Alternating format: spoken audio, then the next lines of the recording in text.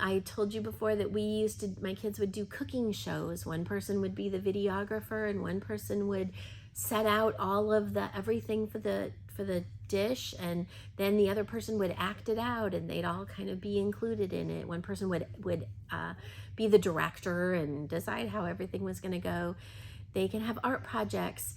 One of my favorite ideas that I love the idea and I wasn't wholly successful at it was to have an art masterpiece area of a blank wall, and I wanted to set up a changeable poster so it had a frame, and then change out the poster and add in the kids' artwork so that it varied based on what we were studying or what they were learning, the skills they were accomplishing.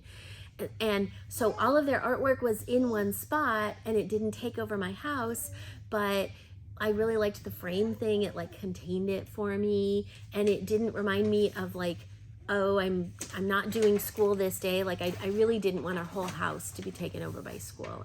That was important to me.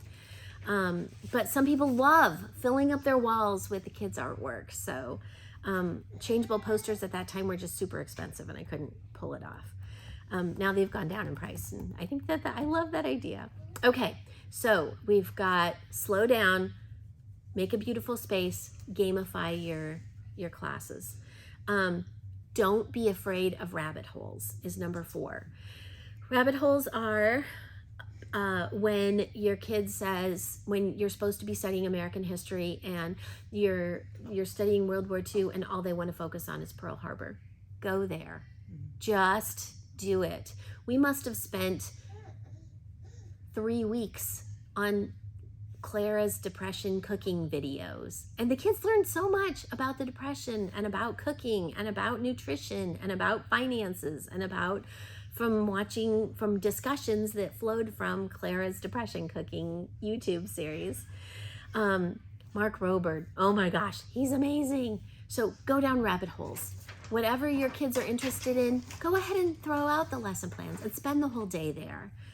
You can go on virtual field trips to a museum, a national park, any other location of interest. Go visit the Grand Canyon on your computer. Lots of organizations offer online tours and exhibits. So you can do science experiments with, bubbles are just so attractive to kids, and you can do so much with just bubbles. You can do flight and air and physics. You can do chemistry. You can do history. You can do just with bubbles, or things that float, or whatever it is, flight, whatever it is that your kids love. So go ahead and do the thousands of science experiments that every science experiment almost I ever did in my home failed. That was like and I ran a science co-op specifically because every science experiment that I ever did was failed. And I didn't want my kids to think I was a terrible teacher, although obviously every science experiment I ever did failed, and I had to be okay with that. But then I invited other moms, and guess what? In my home, every science experiment they did failed. Not like everyone, but a lot of them. And like we had to be okay with that. So science was a big focus in my home because it was a big weakness for me. And we just had a lot of fun with it. We did races with matchbox cars and different like zooming around things and different materials, and there's tons of ideas on the line, kits you can purchase, all kinds. Go ahead and explore rabbit holes. It is learning, I promise. Don't feel like, oh, I'm ignoring my lesson plans. Do not be a slave to your lesson plans. What is the thing that is going to drive all of this joy in your homeschool? You and your child's curiosity and interest and your enthusiasm in it. So go there, follow them. And I'm really type A, and I'm all about a classical education for my kids. And so we have a lot to cover. Go ahead and do the rabbit holes. Okay, my next, number 5, I think it is a spoonful of sugar, which is add things in that are going to reinforce the learning. One of my favorite tools for this is a portfolio or a scrapbook of what the kids learned. We had a history 3-ring binder for each child, and I do history over a 4-year cycle. And so everything they did from 1st through 4th grade in history, not everything, they would pick like one thing, was in that binder. That meant every time they'd look through at the end of the year for what they did for the whole year, they were reviewing all of history that they covered that year. Every time they'd look through from previous years, they were reviewing the entirety that they had learned in history over the last 4 years. If they would swap books and, oh, look what you did here, and read through each other's books, same thing. So it was an incredible tool, and it just took a 3-ring binder and a package of those slip-in, what are they? Sleeves. Yeah, the sleeves, the see-through sleeves that you'd put in there. And that was it. And you can track their record. That's another great way to do it, on a poster board, and like how many days of school, but not just that, but what we've covered, and in areas that are either of particular interest to you, maybe particular weakness for you, maybe particular interest for your kids, maybe particular weakness for your kids, to really reward that and reinforce what they've learned. And it ends up being this fantastic reinforcement. But guys, it tastes like sugar. It was so easy to get in for my kids. Celebrate milestones and accomplishments with small treats or a special activity. And it can be an activity you want them to do anyway. Okay, so our activity today is we are going to do races down the block. You wanted them to get out their energy and do exercises anyway. You can use social media or maybe a blog to track what you're accomplishing, what the kids are accomplishing. You can share their progress with family distantly, but really you can share it with your kids too. And oh, here's this blog that I wrote about you through all of these years. And put some things in there that are hard. Nothing disparaging about your children, because someday they're going to want to read these things about themselves. And as a mom, I can promise you the hard things, they don't melt away. They were hard, but they end up being victories. And so focus on the victories of it. I don't know what number we're on, 6? Go outside. Incorporate outdoor activities. Do nature walks. Garden together. Give them their own garden. Give them a cardboard box or a baby blow-up pool or a baby blow-up bathtub or a little space, and put dirt in it and let them have their own garden. I mean, it's going to pop if you do a blow-up, but something like that. Something you have available. Go on field trips. Have park days.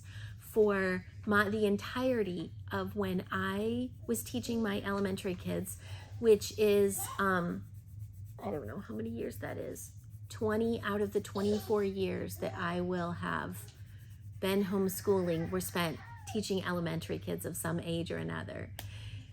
For 20 years, my favorite thing was park days. I loved park days. The kids would run, we'd pack a lunch, we'd meet 2 or 3 more families, and we would just share our lives together as moms, as families. The kids would tumble head over tail when they tried to go down a hill that was too steep on a bike, and there would be 5 moms there to pull out their first aid kit that I forgot mine, and patch up my kids. And we just did life together. Park days are the most beautiful things. And it is cold like a good 6 months, maybe 8 months out of the year here in Northern Indiana. Park days are a gift from God. Go to park days. So so get outside and go to museums. But hands-on museums are really fun. And if you go to a boring museum, put something really fun afterwards. Okay, we're gonna do races. Okay, I took notes and we're gonna do a scavenger hunt. I put stuff outside. I put stuff in the car for you to find that was stuff that we saw. Find the things that we saw and tell me about it. Something fun that makes it a little more active for the kids. Don't always stay within the lines. I don't know what number we're on. 7. Cool. I'm glad somebody's keeping track. I should have numbered these. Encourage creativity. Okay, so the art project is something horrific like glue and glitter. Let's say you're just feeling really courageous that day and you get out the glitter. And glitter gets everywhere. And it needs cleaned up.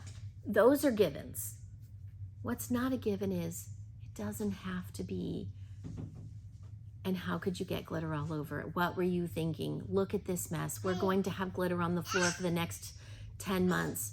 Are we going to have glitter on the floor for the next 10 months? Yes. Years. Right, years, seriously. But can it be part of the creative flow that it was my choice to do the glitter? And so I'm obviously willing to live with these horrific consequences. And so why make it this thing, make this fun thing into this agonizing thing because of the consequences?